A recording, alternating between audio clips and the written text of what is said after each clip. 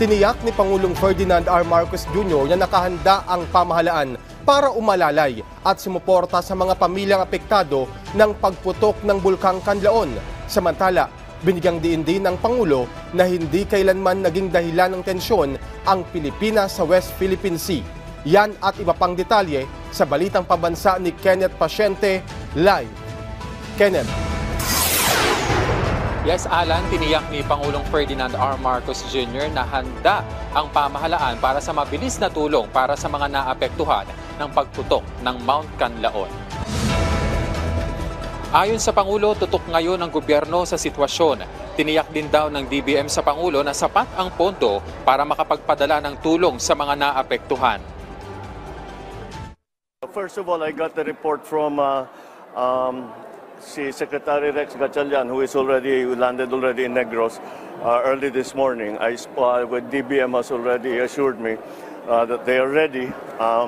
So yes, we are ready to support the families who have been evacuated outside the 6-kilometer danger zone.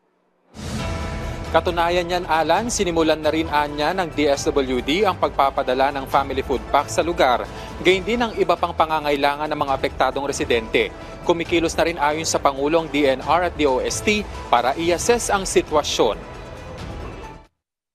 So, talagang pumutok na eh. And so now, DNR, DOST are continuing to monitor air quality to see if we need to do more in terms of evacuating kung maging dangerous ng levels ng toxic gases na lumalabas sa bulkan.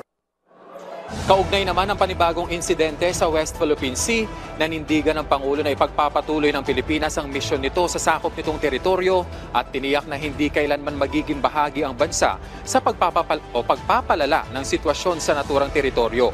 Sa tanong kung magpapadala ba ang Pilipinas ng Navy warships, giit ng Pangulo. We are not at war. We don't need Navy warships. All we are doing is resupplying our fishermen, protecting our territorial rights. Again, it will be provocative and will be seen as an escalation. We don't do that. The Philippines does not escalate tensions. Quite the opposite. The Philippines always tries to bring down the level of tension.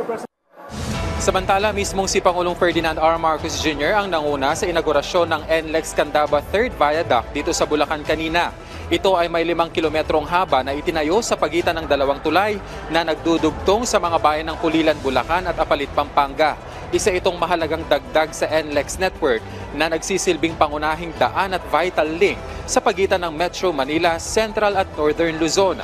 Ayon sa punong ehekutibo, magsisilbing daan ang proyektong ito para sa paglago ng ekonomiya sa Central Luzon. Gayon din ang pagpapabilis ng biyahe ng mga motorista, maging ng mga serbisyo at produkto. The 3rd viaduct enhances the capacity of this expressway, reduces congestion, ensures faster, more efficient travel. Standing as a testament to this administration's commitment to the Build Better More program, this also shows that we are building the foundation to nurture the development of our countryside.